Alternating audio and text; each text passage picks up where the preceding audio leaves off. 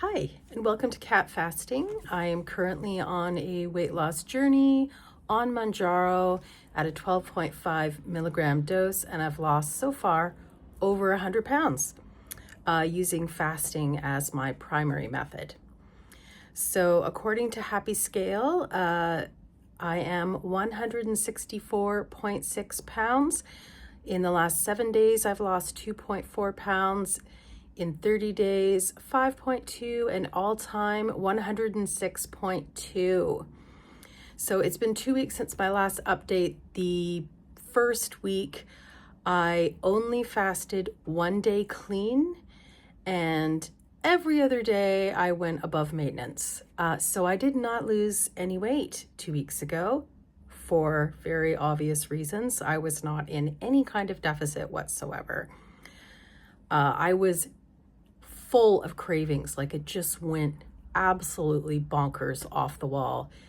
And that's why the 1 day I did clean fast wasn't that difficult. I believe it was my third day after my shot, and I was super busy. I gave myself lots of tasks to do that were positive and motivational. And so the day went by pretty quickly. And I just wasn't sort of bored enough to dwell on the misery of my situation. So I did sort of polish off that week, eating tons of food again, and then Monday I was fully back on board. So I'd read about a study with fasting mimicking where it was 2 days of eating whatever, 1 day of 55% of maintenance calories, and then 4 of 30%. So I kind of experimented with that a bit. And the Monday it wasn't 55%, that's for sure, but it was just a smidge lower than maintenance calories for me. And then Tuesday, I did a 500 calorie fasting mimicking down day. Wednesday, the same. Thursday, clean fast. Again, it was day 3. I seem to have really good suppression that day. Usually it's 2, but 2 seems to be the day where my digestion is just at almost a complete stop. So I do have to be careful with that. But 3 seems to be a nice combination of suppression and digestion together. It just makes it a little bit easy. And I mean, the appetite suppression I get is still minuscule, but as an experienced faster, it was enough to kick it through. And then Friday was going to be another back to eating but fasting mimicking day. But I started to feel very unwell. Now, each day, especially my clean fasting day, I did take pink salt. I drank mineral water. I was just very cognizant of the fact that, I wanted to make sure I was hydrated and I had electrolytes in me. But Friday, I was getting dizzy. I was feeling really lethargic, so I broke my fast early. I was intending on eating after 48 hours, but I have to listen to my body. It's really important. So what I did was I broke my fast with, I am going to talk about specific food here, sorry, an avocado, salt on the avocado, and a little bit of olive oil. And then I proceeded to eat normally later in the day. My window was still small, but it was pretty close to a normal day. And I was a little disappointed that I had done that. But I was still fine with it because when I weighed myself in the morning before I ate, I realized I'd broken this stall. And then even though the previous week I'd lost nothing, I was really thrilled to see a drop under 165. Like really excited about that because finally it just seemed like it's just slowed down to a crawl, and it can get really frustrating, especially since I'm still on the border of obesity and overweight, and really close to my 100 pounds down number as well. I really don't want to trip back under that again. So on last weekend, I ate. Normally, I was considering fasting on a Sunday, but eventually I was like, I don't care.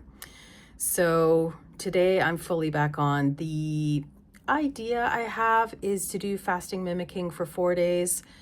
I really do want to do one clean fast each week because it's just like a new consistency that I've picked up. I've fasted at least one day every week for so long. I don't want to get out of that habit. I don't want to break that streak, really.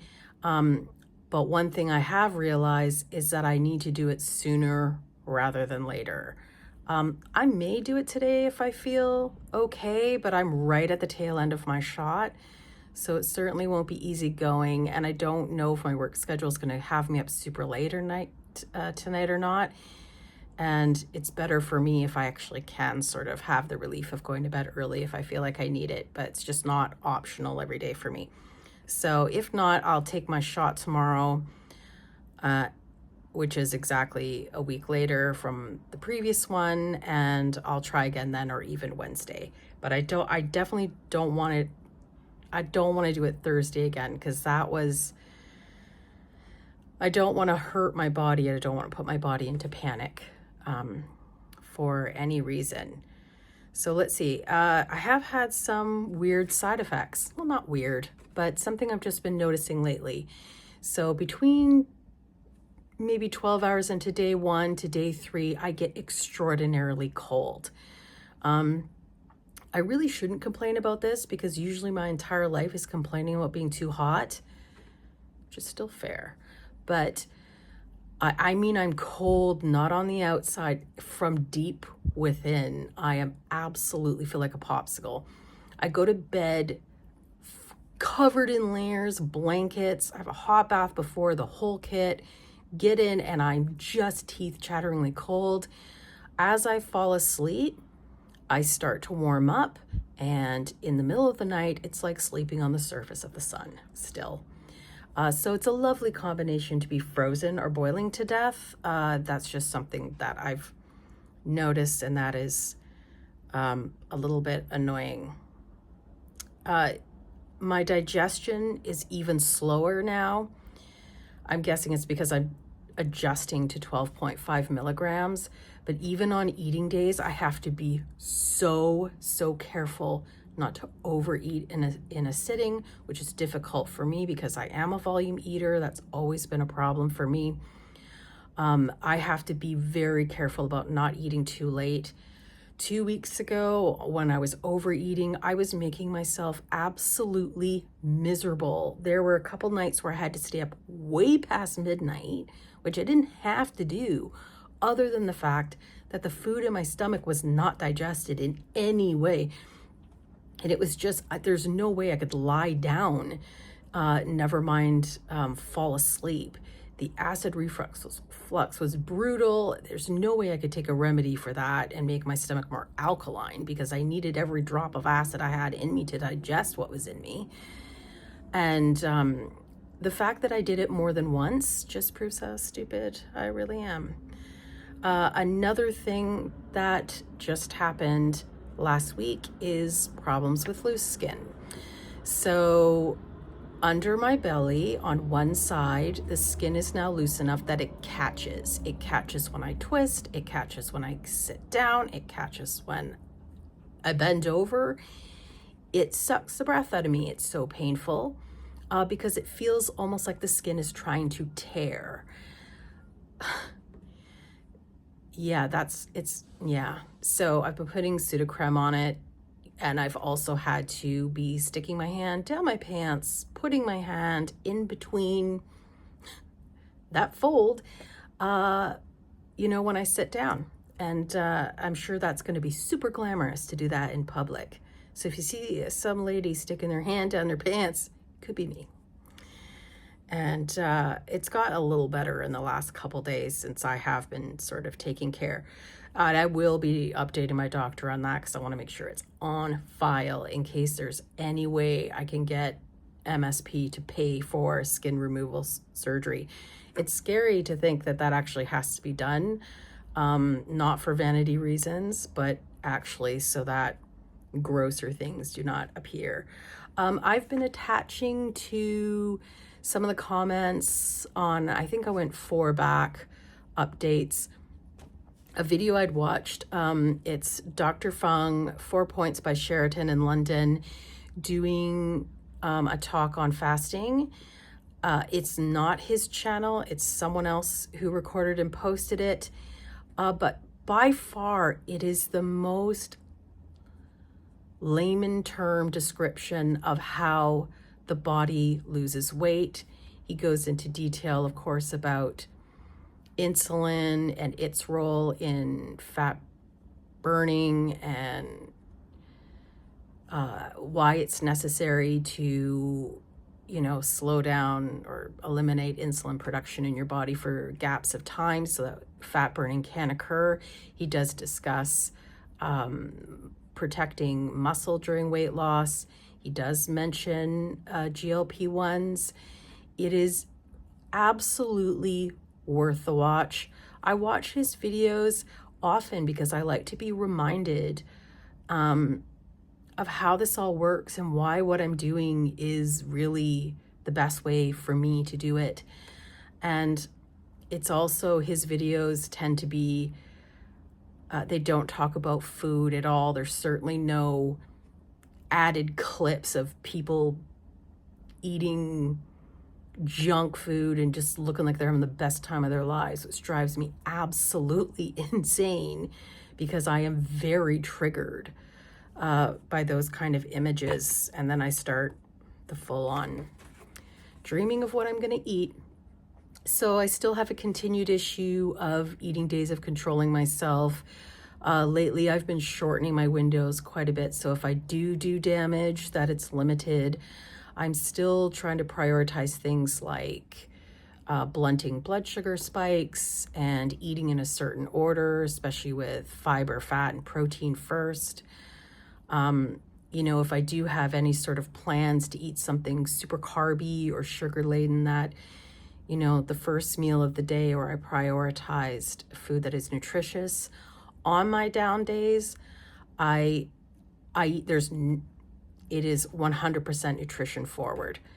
I'm not just, I can have 500 calories of junk food. No, I make sure my body has enough nutrients, and that's what I prioritize. It's really boring, but the best thing about doing the 500 calorie down days, it's the equivalent of like what a normal person eats in their meal, who does like 3 meals and 2 snacks.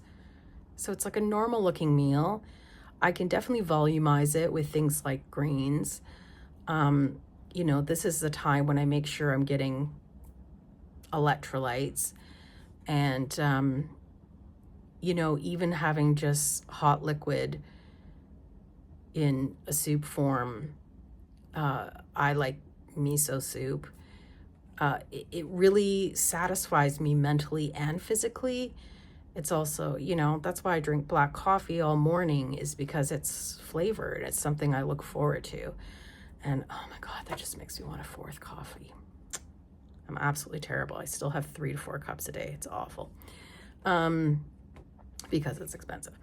So I am still, but it does allow me to relax mentally, because I know there's a meal coming at the end of the day. I know it's not going to be exciting, but I do have that relief, because mid-afternoon to early evening is when it's the worst for me, because that's usually when I've finished eating for the day and the body's like, hey, did you forget something? And yeah. And it's also good to know that in maintenance, or in, maybe socially more difficult times, that I can have something sort of small and participate. So I'm really thrilled. This week's going to be interesting, because I'm going to see if I can actually duplicate the results from last week, or if that was really, that one fasting day from 2 weeks ago is still included in there. Of course, coming off of like a lot of eating days in a row, my whole system is packed with food, so I'm not going to get any sort of weight loss drop on the scale and be able to use that as a data point. I did do a video today to update my body shape results, and I will tack it on to the end of this video from the previous ones I'd taken. And I'm hoping to do a video soon of trying on my biggest pair of jeans to the smallest kind I can fit in, because I did buy a couple new pairs that are smaller sizes that I hope to fit in one day, because I only have 24 to 1 pair of 18s in my closet, and I'm still wearing my 22s because I have so many pairs of pants. I'm like in denial. I don't want to get rid of them. They're not falling down yet, so I see that as a full win. I don't see what the problem is with that. Oh, and just on a side note, just like a little non-scale victory for me, I renewed my driver's license this weekend. And when the lady looked at my driver's license, which used to be a total, the weight on that was a full lie. She said to me, I think we're going to need to change your weight. And I was like, yes, you are. 75 kilos now. Used to be 100 on my driver's license. And for a very long time, that was an absolute lie. But she said, congratulations. I said, thank you. So that was kind of neat. Women at the DMVs, they know their kilograms. So that was a little non-scale victory. And my knee's been feeling pretty good this week. I know that's not going to last because the weather's going to get warmer. But I am hoping that, that gets better, but we'll see. And I want to say again, thank you so much for watching, and I really appreciate subscribers. Thank you. And please share if you have a channel as well. I love getting information from tons of sources. And have a good week. I'll update you soon. Bye-bye.